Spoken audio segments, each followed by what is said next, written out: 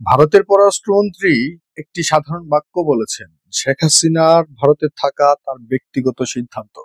শুনতে খুব সাধারণ, তাই না? কিন্তু এর পেছনে লুকিয়ে আছে তিনটি জিনিস যা পুরো দক্ষিণ এশিয়ার মানচিত্র বদলে দিতে পারে।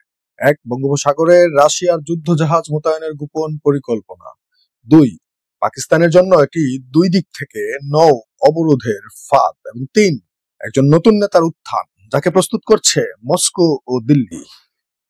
এই তিনটা কিভাবে একসাথে কাজ করছে, কেন এখনই এই মুভ, এবং সবচেয়ে বড় কথা, বাংলাদেশ এই খেলায় খেলোয়াড় নাকি শুধুই মাঠ? পরের 7 মিনিটে আপনি এমন কিছু জানবেন যা মূলধারার মিডিয়া বলছে না, কখনো বলবেও না। চলুন ভেতরে ঢুকি।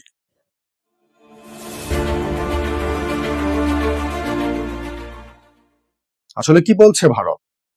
ভারতের পররাষ্ট্রমন্ত্রী ডক্টর এস জয়শঙ্কর বললেন, এটা শেখ হাসিনার ব্যক্তিগত সিদ্ধান্ত, তিনি ভারতে থাকবেন কিনা। বাংলাদেশ বলছে তাকে ফেরত দিন। ভারত বলছে এটা আমাদের হাতে নেই। কিন্তু এই নরম ভাষার পেছনে আছে তিনটি শক্ত বার্তা। বার্তা এক, আমরা তাকে ফেরত পাঠাচ্ছি না এবং এ নিয়ে আলোচনাও বন্ধ। বার্তা দুই, বাংলাদেশের অভ্যন্তরীণ রাজনীতিতে আমরা জড়াতে চাই না, আমাদের কোনো আগ্রহ নেই। বার্তা তিন, আন্তর্জাতিক চাপ এড়ানোর জন্য আমরা আছি, নিরপেক্ষ ভাব দেখাচ্ছি, কিন্তু হাসিনা পরিবার আমাদের কৌশলগত সম্পদ। লক্ষ্য করুন, এই বক্তব্য এসেছে ঠিক পুতিনের ভারত সফরের পরেই। কাকতালীয় একদমই না। এবার দেখুন পর্দার আড়ালে আসলে কি চলছে, এবং এটা জানলে আপনার চোখ কপালে উঠবে। গত 1 মাসে 3টি বৈঠক হয়েছে, যার কথা মিডিয়ায় খুব একটা আসেনি। কিন্তু এই 3টি বৈঠকই বদলে দিচ্ছে পুরো ক্যালকুলেশন। সালমা ওয়াজেদ পুতুল, শেখ হাসিনার মেয়ে, গেলেন রাশিয়ায়, সাথে ভারতীয় প্রতিরক্ষা কর্মকর্তারা। বিষয় রূপপুর পারমাণবিক প্রকল্প। কিন্তু শুধু এটুকু নয়, আলোচনা হয়েছে দীর্ঘমেয়াদী নিরাপত্তা সহযোগিতা নিয়ে। রাশিয়া একটা বার্তা দিয়েছে, আমরা আপনাদের সাথে আছি। মস্কো থেকে ফিরে 2 ডিসেম্বর দিল্লিতে আরেকটি বৈঠক হয়। এবার টেবিলে সাইমা ওয়াজেদ পুতুলের সাথে ভারতের প্রতিরক্ষা সচিব এবং পররাষ্ট্রমন্ত্রী ডক্টর এস জয়শঙ্কর। বিষয় দীর্ঘমেয়াদী কৌশলগত সহযোগিতা। জয়শঙ্কর বললেন, নির্দিষ্ট সিদ্ধান্ত নেওয়া হবে যখন পরিস্থিতি দাবি করবে। মানে সবকিছু প্রস্তুত, শুধু গ্রিন সিগন্যালের অপেক্ষা। এবং তারপর 4 ডিসেম্বর পুতিন ভারতে, হাসিনাও ভারতে। অফিসিয়ালি কোনো বৈঠক নেই, কিন্তু ইনসাইডাররা যা বলছে, একটি অনানুষ্ঠানিক কৌশলগত আলোচনা হয়েছে 3টি বিষয়ে। রূপপুর প্রকল্পের ভবিষ্যৎ নিশ্চিত করা, বাংলাদেশে চীনের প্রভাব কমানো, এবং সবচেয়ে বড়, বঙ্গোপসাগরে রাশিয়ার নৌ উপস্থিতি। এবার আসল টুইস্ট আসছে। কল্পনা করুন একটা দাবার বোর্ড, খেলোয়াড়রা হলো ভারত, রাশিয়া, চীন, পাকিস্তান এবং বাংলাদেশ সেই বোর্ডের সবচেয়ে গুরুত্বপূর্ণ ঘর। আবার দেখুন মাস্টার প্ল্যান।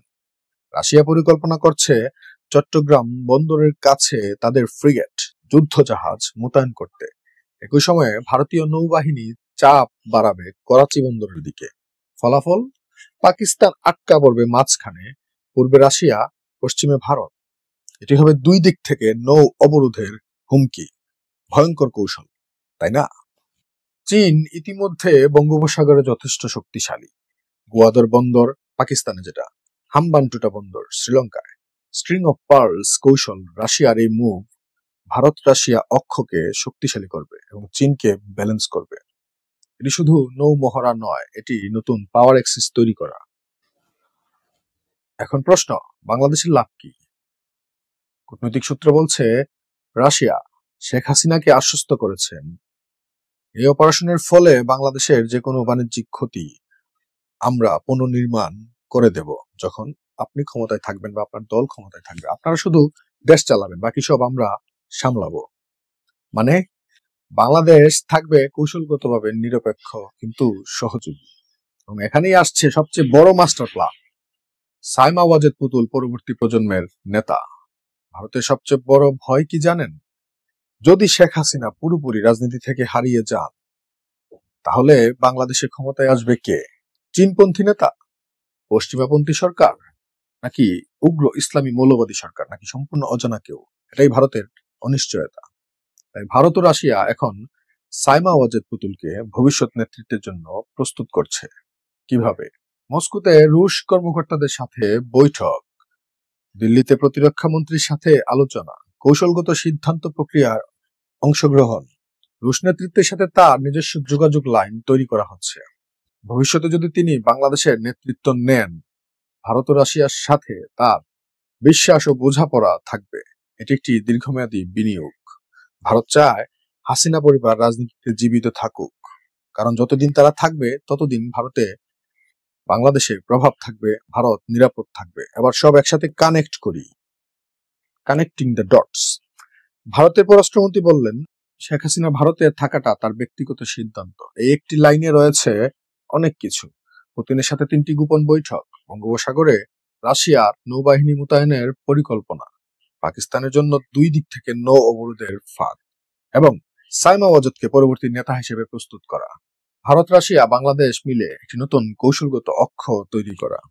সোজা কথায় এই লাইনের আসল মানে, আমরা হাসিনা পরিবারকে রাজনৈতিকভাবে জীবিত রাখছি, কারণ তারা আমাদের দীর্ঘমেয়াদী কৌশলের অংশ।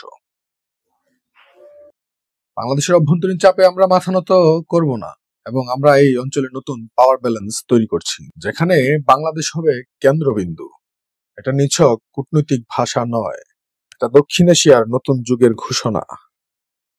দর্শক, মনে রাখবেন 5টি জিনিস। পার্সোনাল ডিসিশন মানে কৌশলগত রক্ষা কবচ। পুতিনের সফর পরিকল্পনার অংশ, কাকতালীয় নয়। বঙ্গোপসাগরে রাশিয়া বাংলাদেশ কেন্দ্রবিন্দু। সাইমা ওয়াজেদ দীর্ঘমেয়াদী একটি বিনিয়োগ। ভারত রাশিয়া নতুন অক্ষ, চীন ও পাকিস্তানের বিরুদ্ধে, প্রয়োজনে আমেরিকারও বিরুদ্ধে। এবং শেষ কথা, যেদিন রাশিয়ার প্রথম যুদ্ধ জাহাজ বঙ্গোপসাগরে প্রবেশ করবে, সেদিন এই অঞ্চলের মানচিত্র চিরতরে বদলে যাবে। প্রশ্ন হলো, বাংলাদেশ কি সেই খেলায় খেলোয়াড় থাকবে নাকি শুধু মাঠ? আপনার মতামত জানান। আপনি কি মনে করেন, রাশিয়া আসলেই বঙ্গোপসাগরে আসবে? সাইমা ওয়াজেদ কি সত্যি পরবর্তী নেতা হতে পারেন? কমেন্টে জানান এবং ভিডিওটি শেয়ার করুন, কারণ এই তথ্য সবার জানা দরকার। সাবস্ক্রাইব করুন, কারণ যারা এই তথ্য জানে তারাই এই অঞ্চলের ভবিষ্যৎ বুঝতে পারবে, আর যারা জানে না তারা শুধু হেডলাইনই পড়ে যাবে, মানে খবরের হেডলাইনই পড়বে। ধন্যবাদ।